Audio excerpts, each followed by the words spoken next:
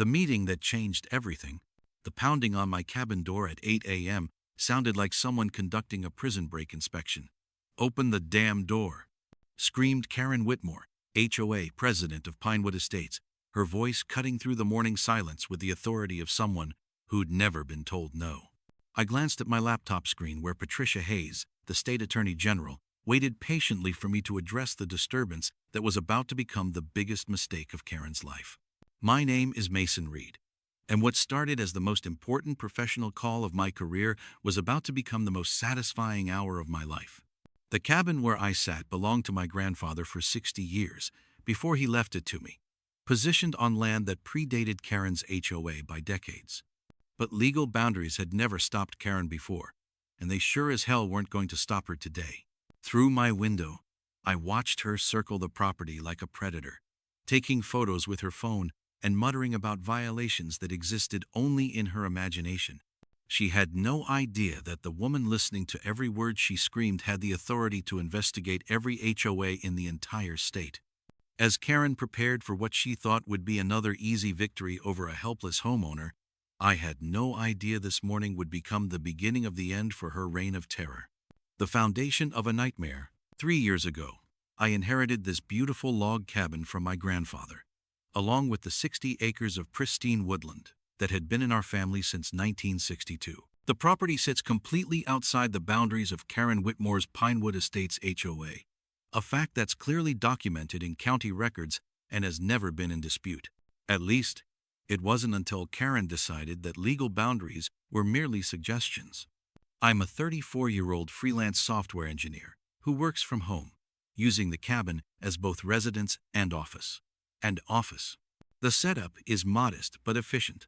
A home office with high-speed internet, professional equipment for video calls, and the kind of peaceful environment that makes remote work actually enjoyable. The irony is that I'm probably the quietest neighbor anyone could ask for, spending most of my time either coding or maintaining the property my grandfather loved so much. Karen Whitmore became HOA president of Pinewood Estates 2 years ago, and within 6 months, she transformed what was once a quiet residential community into her personal kingdom of petty tyranny. Her methods were systematic and ruthless. Identify residents who couldn't afford legal battles, manufacture violations, using creative interpretations of HOA rules, then fine them into submission or force them to sell below market value. The Johnsons were her first major victory. Karen cited them for excessive mailbox brightness, claiming their standard white mailbox created visual pollution that violated newly created aesthetic standards. The $2,000 in accumulated fines, plus legal fees from trying to fight the charges, forced them to sell their home to Karen's brother-in-law for $30,000 below market value. The Martinez family fell next. Their crime? Installing a garden gnome in their backyard without prior HOA approval. Karen's interpretation of the community standards suddenly included unauthorized decorative elements that could attract unwanted wildlife. The family fought the charges for 8 months before exhausting their savings and accepting a settlement that required them to move. The elderly Kowalskis broke my heart. After decades of dreaming about their retirement home, they were forced out because Karen decided their bird feeder violated her newly invented wildlife attraction restrictions that somehow endangered community safety. The couple couldn't afford the legal battle and sold their dream home after just 18 months. My first interaction with Karen came 8 months ago when she appeared at my door with a clipboard and the kind of official demeanor that immediately raised red flags. She claimed to be conducting a community impact assessment of properties that might affect Pinewood Estates property values. When I pointed out that my cabin was clearly outside her jurisdiction, she smiled with the practiced patience of someone who'd heard that objection before. "Property boundaries are more fluid than most people realize," she'd said, taking photos of my cabin without permission. "Community standards extend beyond legal technicalities when the welfare of established residents is at stake." That was the moment I realized Karen Whitmore wasn't just another overzealous HOA president. She was someone who genuinely believed that her authority transcended actual law, and she was systematically expanding her control beyond any legal boundary that stood in her way. The campaign of harassment. What followed was a masterclass in sophisticated harassment, disguised as community protection. Karen's approach was calculated, documented, and designed to appear legitimate to anyone who didn't look too closely at the details. It started with the noise complaints. Every Tuesday at 2 p.m., Karen would file reports with the county claiming that my property was generating excessive decibel levels inconsistent with residential zoning standards. The complaints were detailed and official-looking, complete with timestamps, weather conditions, and alleged sound measurements. The county eventually sent an inspector who found no violations, but Karen's complaints continued weekly. Next came the suspicious activity reports. Karen began calling the sheriff's department every time a delivery truck visited my property, claiming that the frequency of commercial vehicles suggested illegal business operations. When my cleaning service arrived every other Friday, Karen would call to report unauthorized commercial activity in a residential zone. She documented license plates, photographed delivery personnel, and maintained detailed logs that she submitted to various county departments. The property modification harassment was perhaps her most creative campaign. Karen filed formal complaints, alleging that I'd made unauthorized structural changes to the cabin without proper permits. She claimed that grandfather's old workshop violated setback requirements and that my internet installation constituted unauthorized utility modifications. Each complaint required responses, documentation, and sometimes site visits from county inspectors who invariably found no violations.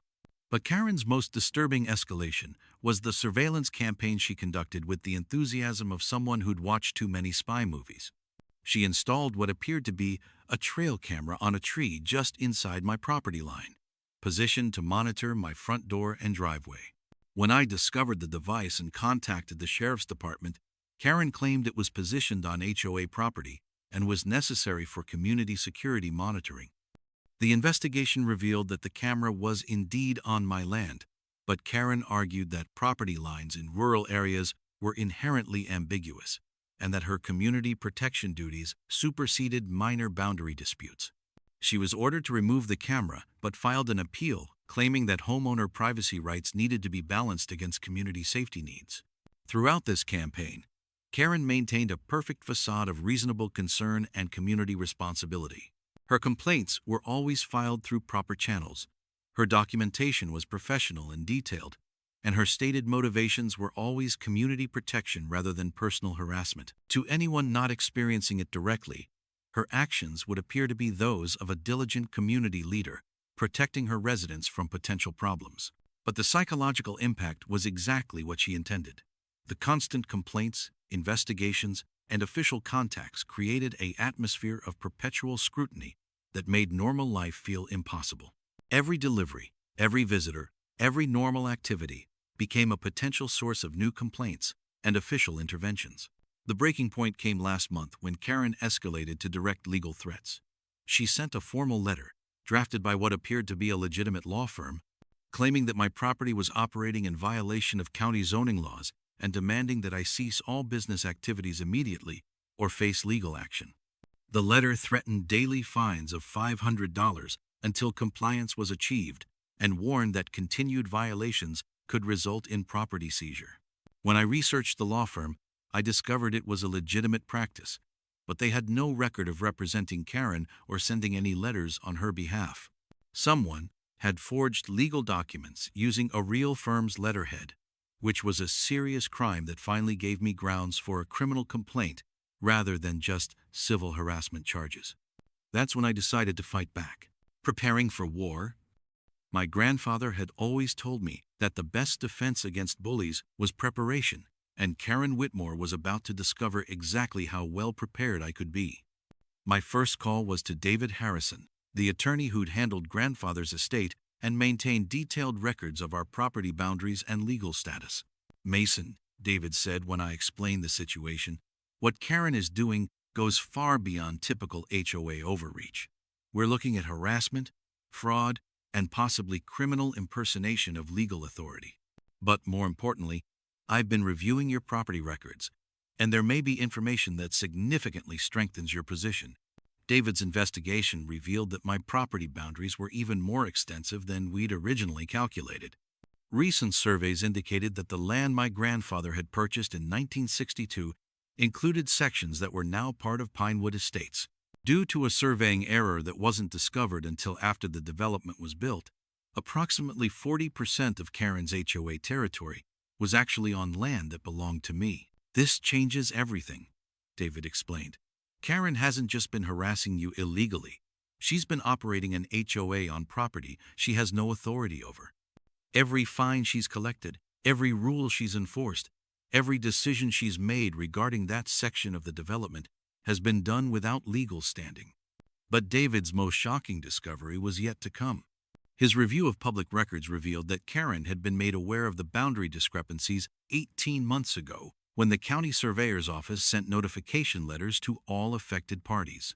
Instead of addressing the issue legally, Karen had apparently decided to suppress the information and continue operating as if she had legitimate authority.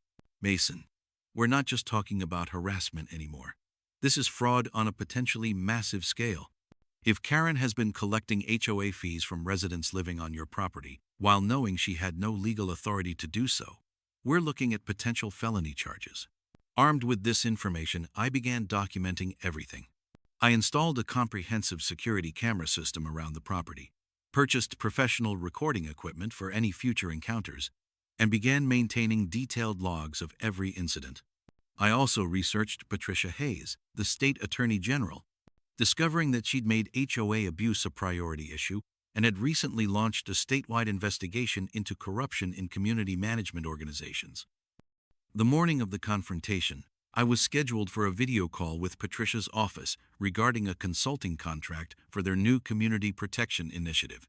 The irony of Karen's timing was about to become the most expensive mistake of her life. The perfect storm. Karen arrived that morning with the confidence of someone who'd never faced real consequences for her actions, completely unaware that she was walking into a perfectly orchestrated trap that would destroy everything she'd built through intimidation and illegal authority. Her first mistake was the volume of her demands. "Open this door immediately," she screamed while I was clearly visible through the window on an important video call. "I have full authority to conduct immediate inspections of any property affecting community standards."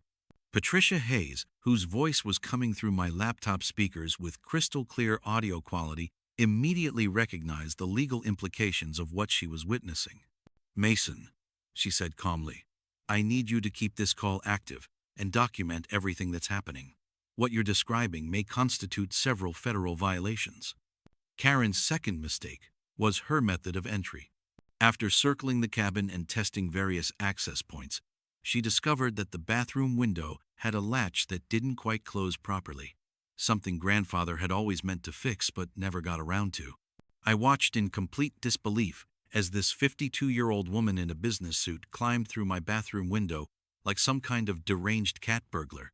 "Are you seeing this?" I asked Patricia, angling my laptop so the camera could capture Karen's legs disappearing through the window.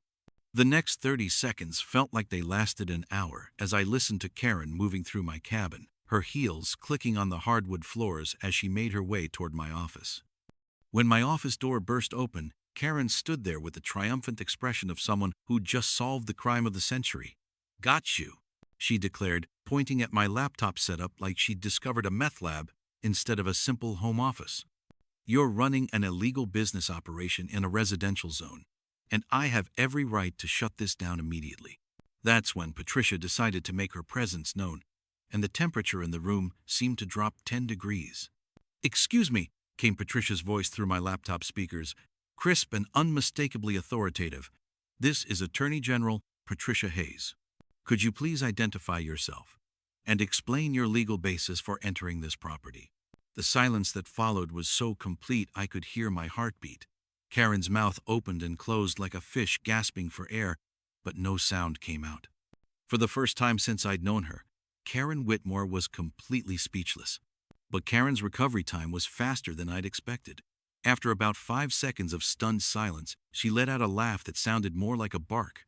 "Yeah, right. And I'm the Queen of England," she said, waving her hand dismissively at my laptop screen. "Nice try with the fake authority figure, but I've seen every scam in the book." That's when Patricia turned on her camera for the first time since our call began. revealing the official state government office behind her, complete with state seals, official certificates, and the kind of backdrop that only very important government officials get to occupy.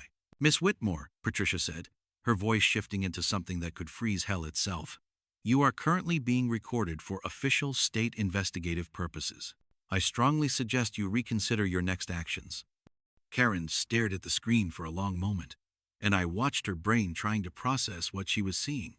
But Karen had spent so many years believing her own authority that she couldn't accept the possibility that she'd finally met someone with more power than she had.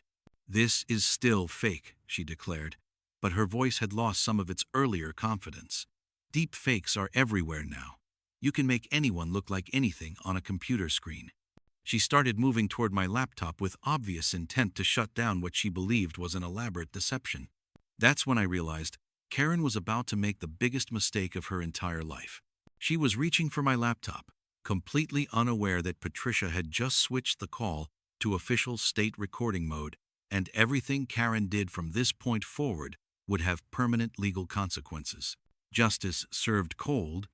What happened next was a masterpiece of perfect timing and poetic justice that I couldn't have orchestrated if I'd tried. Karen's hand was halfway to my keyboard when my phone rang with a call that would completely change the trajectory of this entire situation. The caller ID showed David Harrison urgent, and my heart skipped a beat. My grandfather's lawyer only called when something major was happening with the estate, and his timing couldn't have been more perfect or more ominous for everyone involved.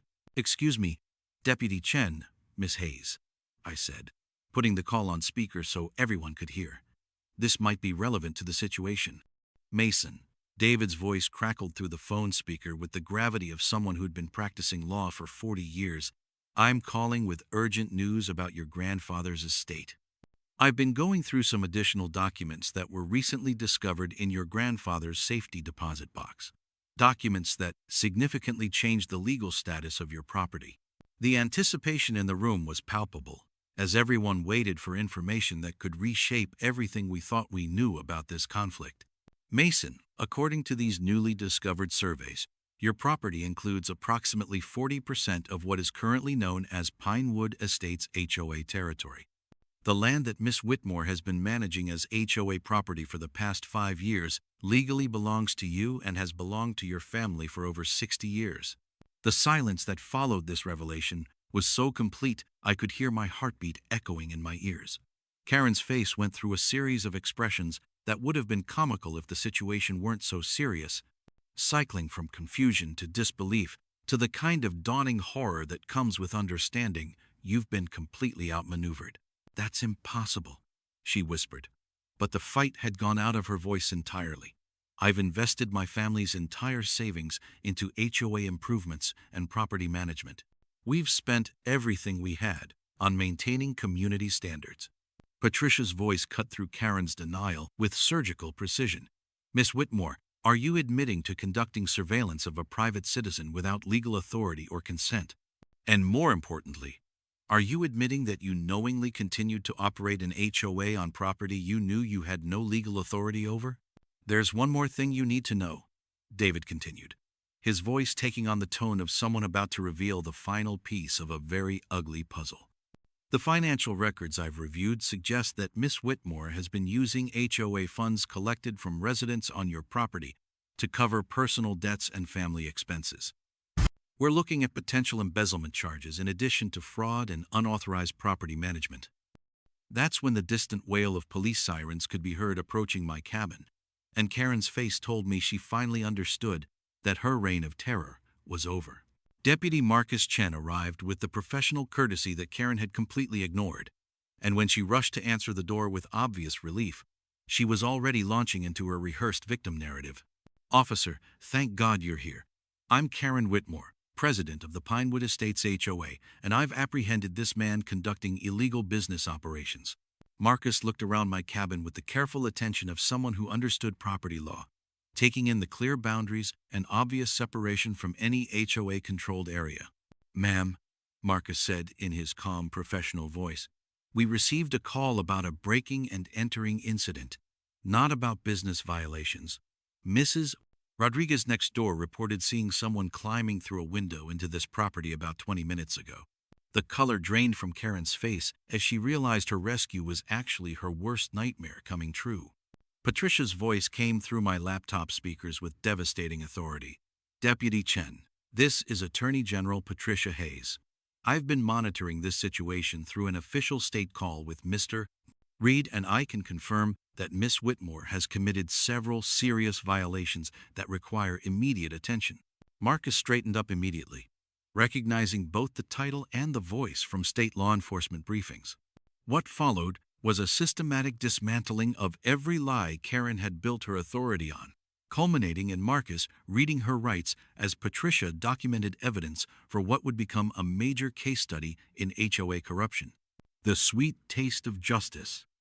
6 months later, I sit in the expanded version of my grandfather's cabin, now home to the Reed Community Legal Aid Center, reading headlines that still feel surreal.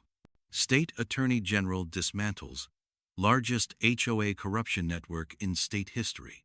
Karen Whitmore was sentenced to 8 years in federal prison after her cooperation in identifying other corrupt officials resulted in a reduction from the original 12-year sentence.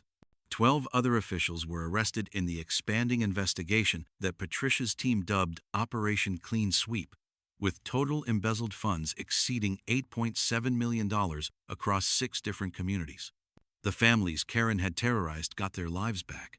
The Johnsons returned to the neighborhood and successfully sued for damages. The Martinez family received a settlement that allowed them to buy a larger home in a better area. The elderly Kowalskis chose to stay in their new community, but received compensation that secured their retirement. Using my newfound legal ownership of 40% of what used to be Pinewood Estates, I established the Legal Aid Center to provide free assistance to homeowners facing HOA abuse. The center has already handled over 200 cases in its first year, helping families understand their rights and documenting abuse for potential criminal prosecution. Patricia and I developed both a professional partnership and something that might become personal as we worked on reform legislation that has become a model for other states. Mrs. Rodriguez was elected as the new HOA president and established a homeowner bill of rights that protects residents from arbitrary enforcement. The transformation has been remarkable. A community that once lived in fear of violating obscure rules now thrives under transparent governance and genuine democratic participation.